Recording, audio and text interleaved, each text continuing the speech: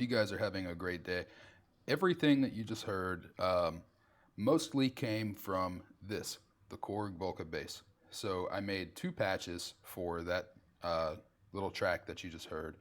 The first was a simple dub chord, and the second was the bass. So I wanted to tell you guys what I like about this and what I don't like, and also just teach you how to make those two patches. First of all, what I like about this device is literally just about everything. It's $150. I got it through Sweetwater, and for what you get, it's hard to find fault. You're getting a truly analog mono synth with 3 VCOs, MIDI, sync. It's battery powered. It's got an external power option, which I did purchase. I want to say the adapter was like $17. It's got a pretty aggressive filter, and it's just all of this in a super portable form factor. So it's really hard for me to fault that because, again, it's $150 for an analog synth. If it were, $250, $300, and this is what you got, then yeah, I might would have an issue with the keyboard and etc. But again, like I said, it's not. It's $150. Not to mention you get a 16-step sequencer. Don't forget about that. That's one of the best parts of the whole device. Anyways, let's talk about some of the features. So if you look down here in this bottom left corner, you can see that we have different VCO groups. And in this first group here, if we hold function and select the first option here, you'll see it's got all 3 oscillators independent of one another. So you're going to hear each oscillator, having its own little space there, and you switch between them up here. 1, 2, 3. If you look at the second option, group 2, it's going to group the first 2 VCOs and then the third by itself. So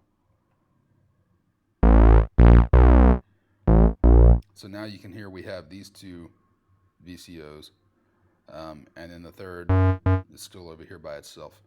Now, my favorite group for bass, which that bass patch that I had going in the track there, is on this third group here.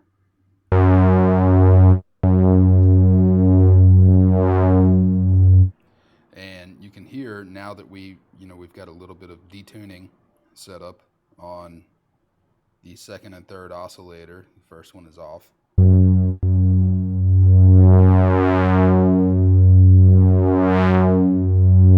So we get a really thick, good bassy sound. And that's what this device excels at, is making bass. And you can do other things. You've got a good octave range here.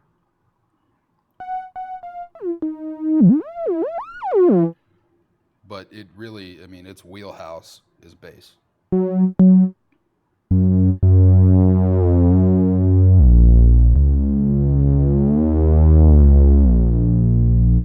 It almost sounds a little bit like a Reese bass, being mono and whatnot. You also have an LFO. If you look down here, again, pressing function is what's going to let you get to all of these different options down here and under here. So moving on to the second group, we have our LFO target. Amp envelope up here, which we don't have it on right now, so it's not going to do anything. Pitch or cutoff, which is my favorite. I find it to be the most useful. So if we go back to our little bass patch here, you can see that we have the LFO is targeting the cutoff. The intensity is kind of low and the rate is kind of low, but we can exaggerate it so you can hear what it's doing.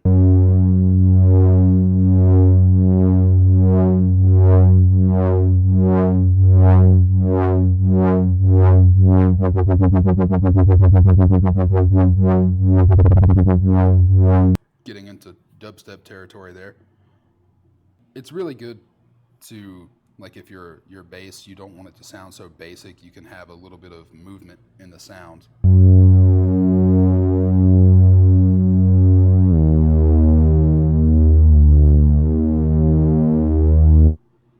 You can change the LFO wave there.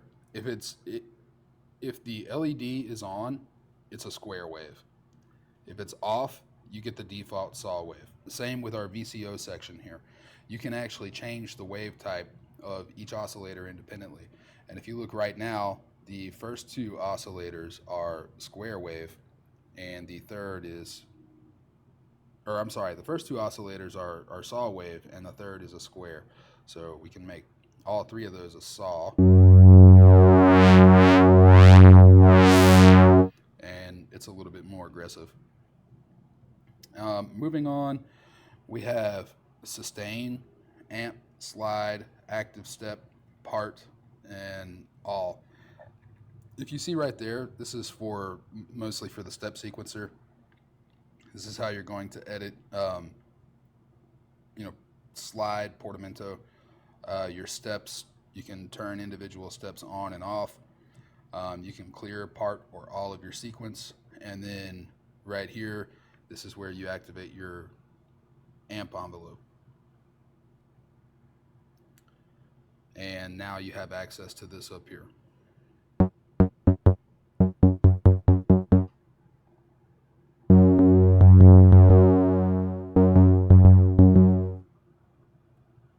All right, so that pretty much covers the basics of the device itself. Peak over here, this is kind of like resonance. And you almost get that kind of 303 squelch in the sound. So the first bass patch, I told you guys I was going to teach you how to make that. So it's actually really easy. You want to be in this third oscillator group, and your first oscillator is it's just, you don't have anything done with the pitch, it's just off. Your second one, if you scroll through here, you'll see that you have two different options. You have the synths. Okay, this is fine tuning, and if you scroll far enough, you'll see this little N over here, which is semitones. So it's kind of like fine and coarse. So if you take your second oscillator and you just adjust it a little bit, fine tune it, we'll just say 10 cents, and on our third oscillator, 18 cents. And then we want to be in the second octave range. Put your cutoff somewhere in the middle there. And that's how you get that bass.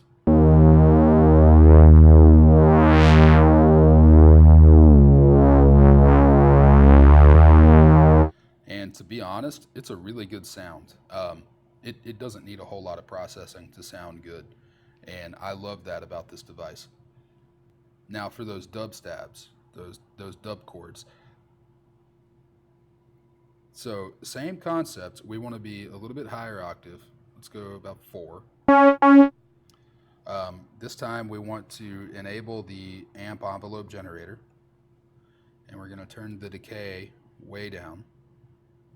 Probably about maybe a quarter of the way, give or take. Sharp attack.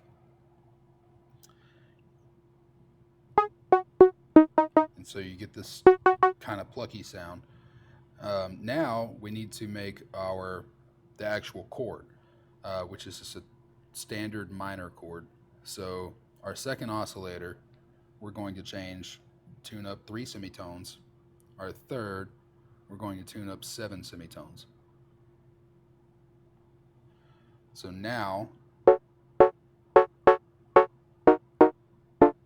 you have this, this minor chord stab, and that's really what a dub chord or a dub stab is. You can fine tune it a little bit. The cutoff, maybe change the decay just a little bit. Function step record, and we'll just record something in here. So press record to put in a rest note.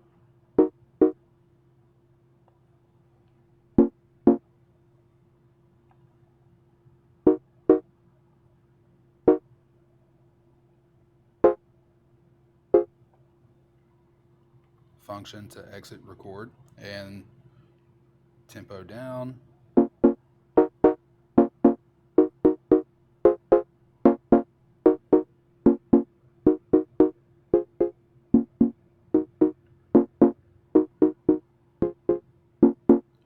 And we can use the LFO to target the amp envelope and the cutoff simultaneously.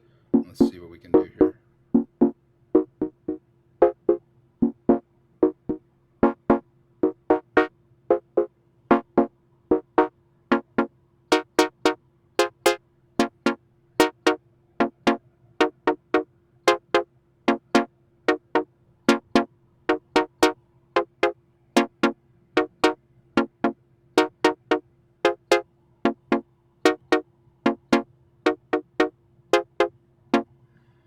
And yeah, again, it's a really good sound, so it doesn't need a whole lot of processing. For that track that you heard, I think I did a little bit of phaser, a touch of reverb, and a touch of compression, and that was pretty much it. For the bass was similar audio processing, not a whole lot, just a little bit to polish it, and it's good to go. So yeah, that's pretty much it. I love this thing. It's gonna, I think it's going to serve me well for experimenting with different sounds, making some really good bass, and just trying something different. So this is going to be part of my daily setup. Once I get back home, back to my new studio setup, I'm going to find a permanent spot for this little guy and route it in and see what I can do with the mini log. Maybe have these two play together. So hopefully have a video of that coming before too long. So if you like this video, don't forget to like and subscribe. It really helps me out. I haven't had a chance to post a whole lot lately, just being busy with work and getting everything set up at the house. But, such is life. So yeah, thanks guys. Let me know what you think in the comments or if you have this device yourself, and have a great day.